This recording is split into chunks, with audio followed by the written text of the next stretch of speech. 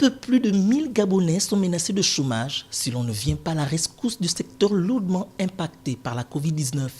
Les compagnies aériennes Solenta Aviation Gabon et National Airways, clouées au sol eu égard du non-aboutissement du processus d'immatriculation, étaient au centre des discussions, paralysant ainsi les activités aériennes.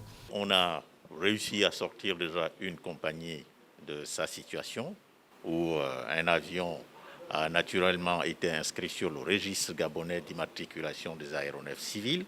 Pour l'autre compagnie, évidemment, on est encore en négociation avec leurs partenaires pour voir dans quelle mesure on va essayer d'alléger les processus, la procédure d'immatriculation, afin que l'on arrive évidemment à cette solution heureuse qui permettrait aussi de pouvoir voir la deuxième compagnie dans le ciel gabonais. Alors que le secteur aérien est au bord du gouffre, l'Autorité nationale de l'aviation civile, les opérateurs du secteur et le ministère de tutelle entendent travailler en synergie dans l'intérêt de la préservation de la cohésion sociale, des emplois et du développement du secteur.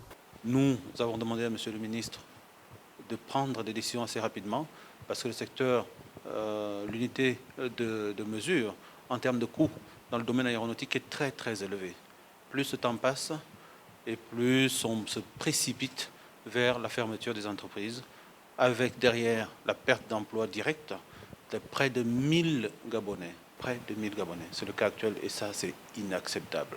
Dans l'optique de relancer l'activité économique dans le dit secteur, le gouvernement a autorisé l'augmentation de la fréquence des vols de transport des passagers à compter du 1er septembre prochain.